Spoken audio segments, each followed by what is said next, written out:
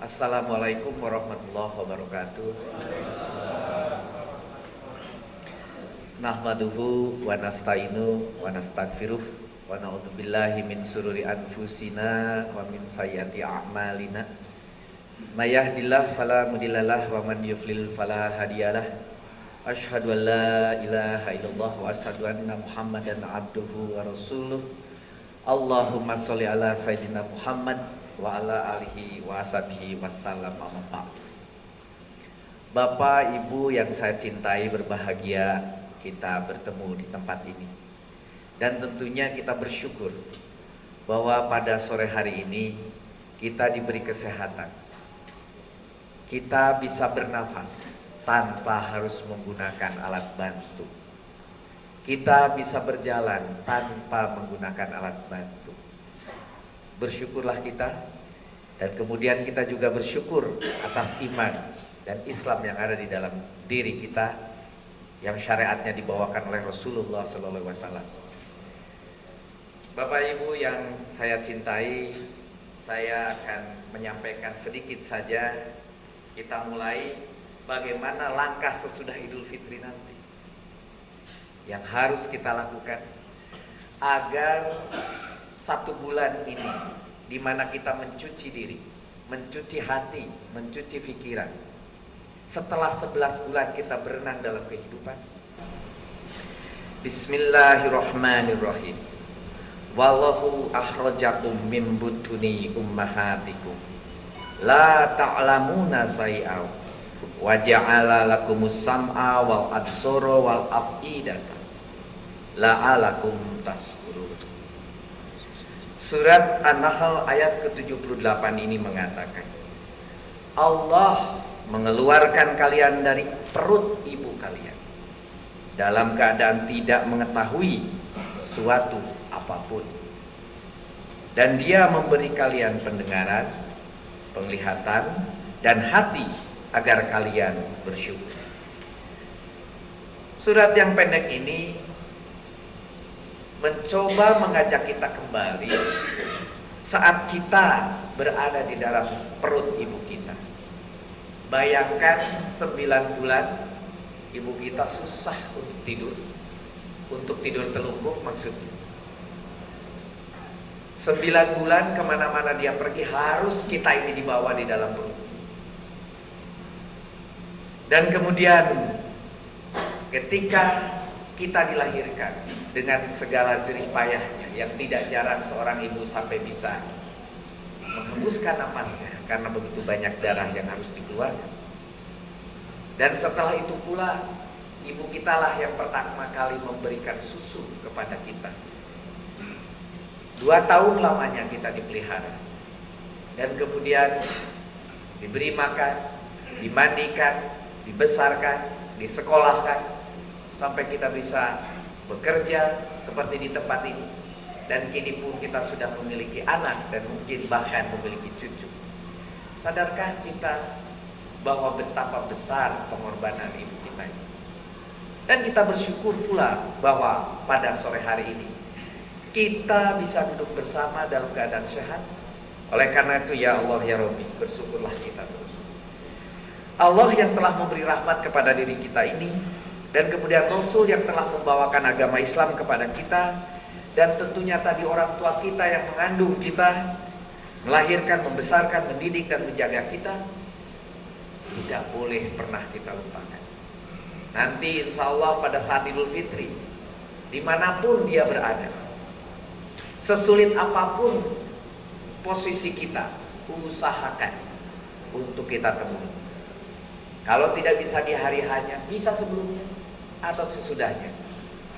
Walaupun tidak ada petunjuk dari Rasul untuk melakukan itu bukan bid'ah.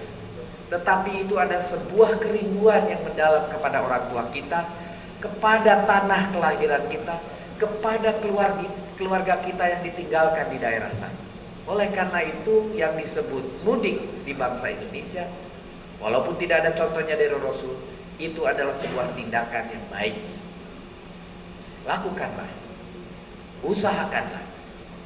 Oleh karena itu kita lihat Betapa penuhnya jalan sekalipun, berjam-jam sekalipun. Kalau saya pulang ke Tasik dari Jakarta bisa 9 jam. Tetapi tetap kami lakukan. Saudara-saudara sekalian, nanti pada saatnya Idul Fitri, setelah 29 atau 30 hari kita berpuasa, bila berhasil puasanya kita nanti, kita dijanjikan akan bersih kembali. Tentunya yang kita katakan tadi, menjadi orang yang bertakwa, suci bagaikan bayi yang baru lahir. Maka marilah kita isi dengan langkah yang baik sesuai dengan tuntutan yang telah digariskan dalam agama kita, yaitu agama Islam, agar kita memperoleh keberuntungan di kemudian hari. Maka marilah kita mempersiapkan diri kita setelah Idul Fitri ini apa saja. Saya akan memulai yang pertama. Pertama, marilah kita mempersiapkan diri untuk selalu adil dalam bermuamalah atau berniaga. Arti dalam berniaga atau bermuamalah bukan hanya seorang pedagang yang menjual barang-barang. Kita semua adalah bermuamalah. Kita semua adalah berniaga. Sebagai pegawai juga berniaga. Sebagai pekerja juga berniaga. Di dalam surat An-Nisa ayat ke-29 dikatakan, Bismillahirrahmanirrahim. Ya ayyuhalladzina amanu, hei orang-orang yang beriman, la ta'kulu amwalakum bil batili. Janganlah kamu memakan harta di antara kamu dengan cara yang batil. Illa antakuna tijaratan antara minkum. Kecuali perniagaan yang terjadi dengan suka sama suka di antara kamu. Wala taqtulu anfusakum, dan janganlah kamu membunuh dirimu sendiri. Innallaha kana bikum rahim. Sesungguhnya Allah Maha Penyayang kepada dirimu. Di sini kita lihat inti daripada surat An-Nisa ayat ke-29 ini. Pertama, perniagaan atau perjanjian atau pekerjaan harus dilakukan suka sama suka. Sebetulnya harfiahnya itu kalau kita berjual beli, saya bayar barangnya, saya terima uangnya. Halal, halal, bersama. Itu harfiah. Tetapi karena sudah kebiasaan sehari-hari, kita hampir jarang melakukan itu. Kecuali bapak-bapak yang pergi haji atau pergi umroh, sering terdengar kata-kata itu. Halal, halal, baru barang diambil. Tapi hati-hati, sudah harga 100 real ditawar jadi 75, ketika uangnya dikasih 100, si penjualnya bilang sambil ngambil uang halal, terus kita bilang halal, sudah tidak akan dikasih kembalian itu. Halal sudah 100 itu, walaupun sudah ditawar habis-habisan sama istri kita. Halal sudah. Gitu. Itu pengalaman biasanya bapak-bapak yang halal itu dikatakan sebagai ijab kabul pada saat kita melakukan perniagaan. Perniagaan dalam kehidupan kita yaitu sekarang pekerjaan. Hati-hati. Jangan sampai kita memberi pekerjaan yang membuat anak kita atau karyawan kita atau bawahan kita tidak suka dengan apa yang kita perintahkan. Itu bisa jadi tidak halal. Makanya yang sangat baik tetap saja menggunakan kata mohon. Walaupun kita atasan, ketika memberi disposisi, jangan tulis lakukan untuk ini atau cukup dengan tulisan TL, tindak lanjuti.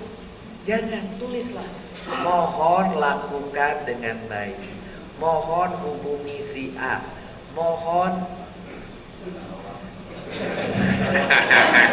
yang suka nulis TL itu buatlah nyaman, toh itu tidak mahal. Buatlah suka sama suka. Agama Islam juga tidak menyuruh kita menjual sesuatu dengan murah, tidak. Mahal boleh asal pembelinya suka, boleh mahal. Nih kalau orang Tasik ngejual barang 200.000, ibu-ibu perlu apa? Oh ini harganya 200.000, langsung ditawarin itu dengan enak. Boleh bu, ini barang harganya 1.000 perak. Wah, barang 200.000 dijual 100 perak, 365 hari. Bayaran. Tapi bayangkan ibu-ibu mendapatkan barang harga 200.000 tapi cukup bayar 1.000 perak. Senang itu. Halal, halal. Murah tidak. Tapi halal. Gitu. Dan menyenangkan ibu-ibu daripada nungguin bapaknya yang akhir bulan belum tentu ngasih itu 200.000. Udahlah ke tukang kredit aja 1.000 dapat. Kalau ternyata sesudah 2 bulan ibu itu dapat arisan, terus bilang, "Pak, mau saya lunasi." Kata si ibu-ibu, pasti tukang kredit bilang, "Tidak perlu, teruskan saja Bu, 1.000 sampai akhir tahun." Kenapa? Bagi tukang kredit itu adalah captive market. Yang besok lusa datang lagi, mudah-mudahan ketemu lagi, terus ada perlu lagi sandal, perlu lagi cidukan air, dan tidak akan kemana-mana karena dia akan ketemu lagi. Atau sebaliknya, ketika mau nyiduk sesuatu di rumah, lupa kurang, besok aja kan besok ada tukang kredit tuh. Itu namanya membentuk captive market. Saudara-saudara sekalian, itu yang namanya konsep suka sama suka, tidak perlu murah. Yang berbahaya, dituntut kejujuran dan keadilan. Ketika saudara jadi makelar mobil, mobilnya dibersihkan, bannya dicat pakai semprotan biar kelihatan bagus, peleknya dibagusin, dan saudara tahu mobil ini sehernya sudah ngolotek, kemudian bapak isi dengan oli yang lebih kental, sehingga ketika dihidupkan tidak kedengaran keletak-keletaknya. Toh nanti ketika dibeli diganti oli yang benar baru kedengaran. Berbahaya, itu tidak ada kejujuran. Yang terbaik adalah ketika saudara menjual barang, sampaikan ini kekurangannya, ini kelebihannya, ini kekurangannya, ini kelebihan, tapi saya menawarkan sekian, mudah-mudahan Bapak suka. Tidak boleh ada yang ditutupi. Itu yang nomor 2. Kejujuran dan keadilan. Yang ketiga, harus terbuka, tidak ada yang disembunyikan, tidak ada pemalsuan. Jelas kalau ini. Yang cerita biasanya diramaikan oleh orang-orang adalah dijamin tidak luntur, dibalik jadi luntur, tidak dijamin. Tidak boleh gitu. Dan yang keempat, di dalam perniagaan yang baik secara muamalah yang baik adalah dilarang melanggar kepemilikan pribadi. Kepemilikan pribadi itu sering lupa ketika dipakai orang lain karena sudah kebiasaan. Ada gelas di kantor, ada piring, ada apa. Kalau itu bukan milik kita, coba ditanya dulu. Kalau punya orang lain diminta pinjam dulu. Mentang-mentang di kantor, oh ini jadi milik bersama, pakai aja. Hati-hati. Hati-hati. Dan yang terakhir, dilarang berbuat aniaya. Aniaya bukan hanya pada orang lain, tapi juga pada diri sendiri. Tidak boleh. Aniaya itu adalah memberi beban berlebih-lebihan kepada orang lain, juga kepada diri sendiri. Mengukur diri. Kalau sudah mulai kelayan-kelayan, jam 8-9 malam tidak bisa diteruskan kerja, pulang saja.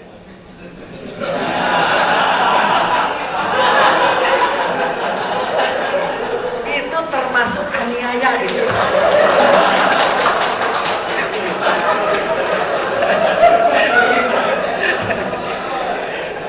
Karena bapak-bapak dan ibu sekalian, insya Allah masih ada hari esok.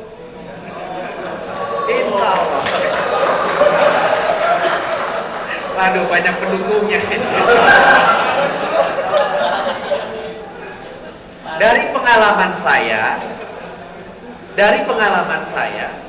saya lakukan bukan berarti saya menjadi lazy, menjadi kerjanya lalai. Tidak. Saya ingin pulang jam 8 malam atau maghrib atau sebelum maghrib. Caranya, mulailah jam 6.30. Ketika saya sampai sekarang saya lakukan, sebagai kepala SKK, saya punya rapat pertama pasti 6.30, jam 7, jam 7.30, jam 12 sudah 8 rapat selesai. Ketika saya jadi wakil menteri, apa yang terjadi? Datang ke kantor ESDM jam 6.30. Yang membuka pintu saya, yang memberes menghidupkan lampu saya, tidak ada sekretaris. Satpamnya masih satpam yang kemarin malam. Tapi tetap saya lakukan. Alhamdulillah di pagi hari walaupun belum ada tamu ketika saya jadi wamen, itu banyak pekerjaan bisa diselesaikan di pagi hari. Sore sudah jauh lebih nyaman sehingga saya bisa pulang lebih nikmat. Itu trik saja. Itu yang pertama tentang perniagaan dilakukan dengan adil kepada orang lain dan kepada diri sendiri.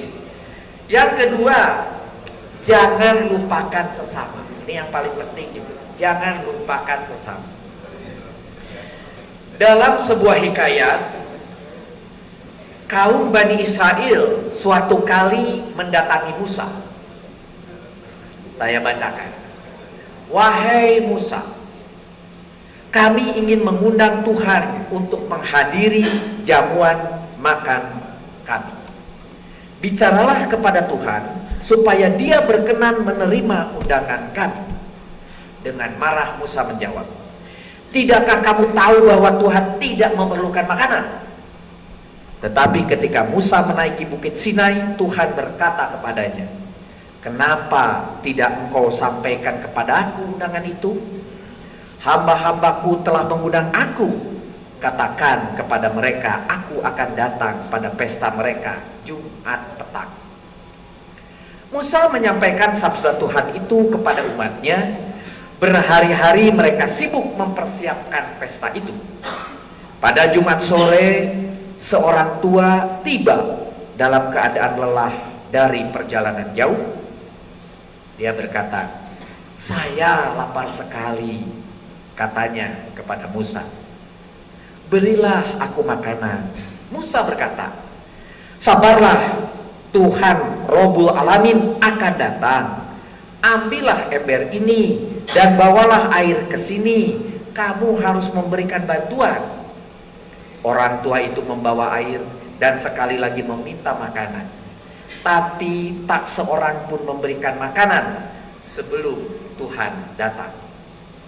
Hari makin larut dan akhirnya orang-orang mulai mengecam Musa yang dianggapnya telah memperdayakan mereka karena Tuhan tidak datang.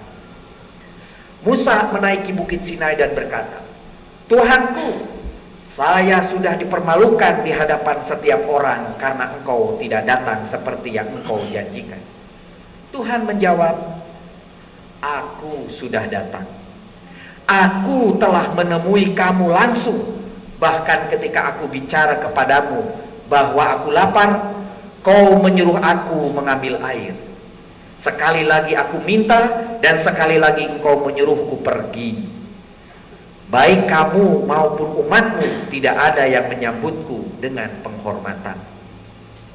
Tuhanku seorang tua memang pernah datang dan meminta makan, tapi hanyalah manusia biasa, kata Musa. Aku bersama hambaku itu. Sekiranya kamu memuliakan dia, kamu memuliakan aku juga. Berkhidmat kepadanya berarti berkhidmat kepadaku. Seluruh langit terlalu kecil untuk meliputiku, tetapi hanya hati hambaku mendapat meliputiku. Aku tidak makan dan minum, tetapi menghormati hambaku berarti menghormati aku. Melayani mereka berarti melayaniku. Makna dari hikayat tersebut adalah Allah Subhanahu wa ta'ala tidak menghendaki apapun dari manusia yang Ia ciptakan, kecuali kita harus saling tolong menolong, saling memuliakan, dan saling menghormati. Hikayat tersebut juga mengiaskan bahwa penghormatan pada Tuhan yang berlebihan sehingga melupakan manusia di sekeliling yang membutuhkan uluran tangan kita adalah suatu kealpaan.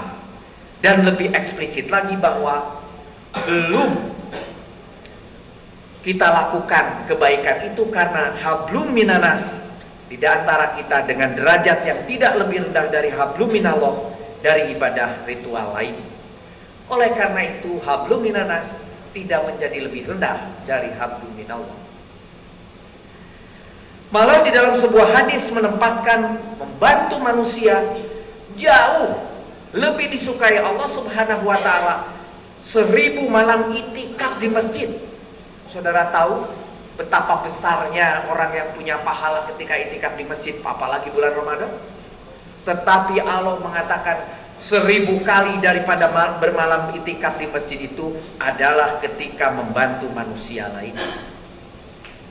Rasulullah pernah bersabda, orang yang paling dicintai oleh Allah adalah orang yang paling berguna bagi orang lain. Sebaik-baik amal perbuatan adalah membuat orang muslim lainnya merasa gembira, atau meringankan kesulitannya, atau membayarkan hutangnya, atau memberinya makan.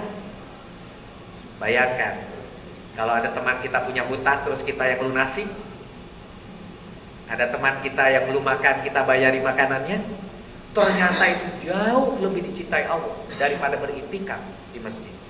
Saya teruskan, berjalan menemani saudara seiman, itu hanya berjalan saja menemani seiman, dalam rangka menyelesaikan keperluannya, lebih saya sukai daripada beriktikaf di masjid selama sebulan.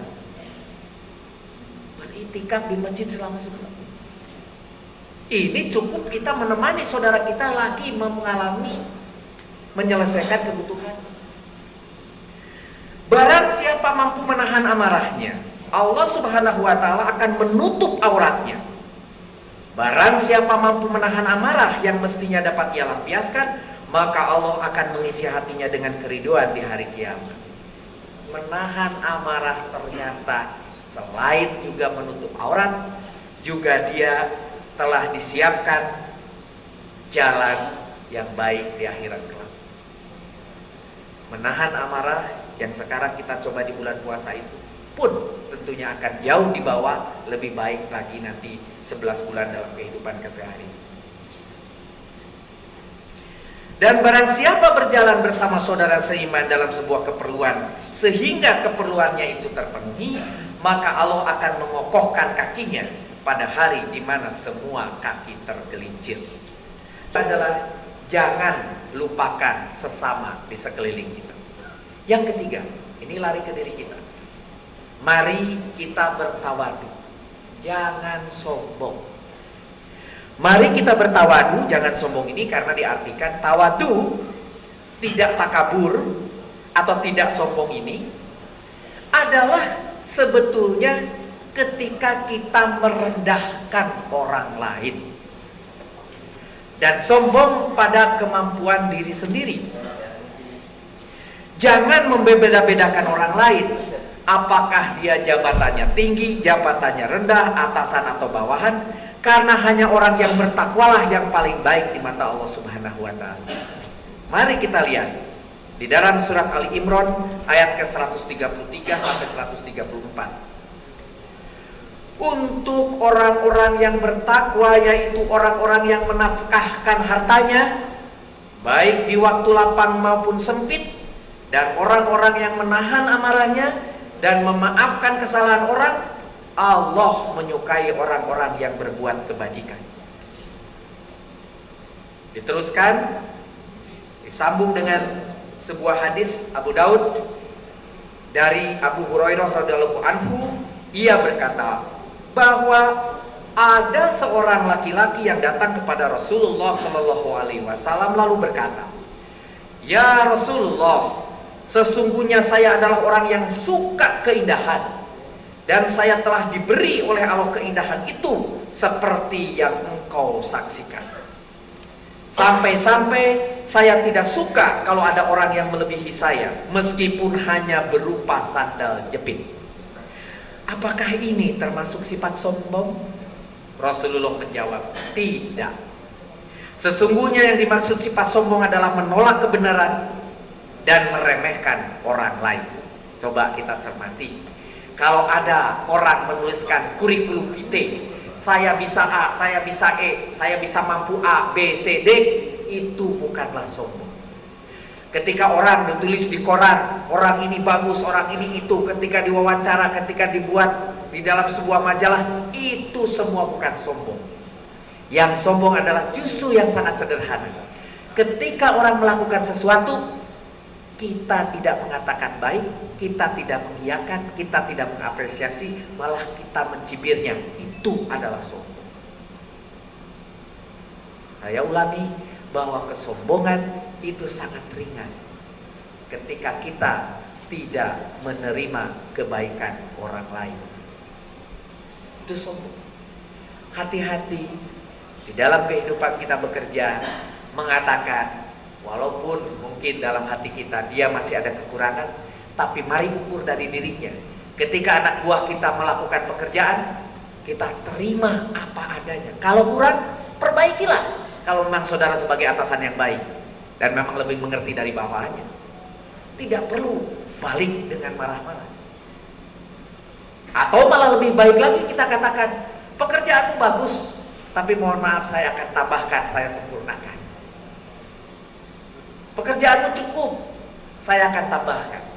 Saya coret bukan karena saudara salah, tapi saya tambahkan agar lebih baik lagi, agar institusi ini menjadi lebih baik di mata orang lain. Wassalamualaikum warahmatullahi wabarakatuh.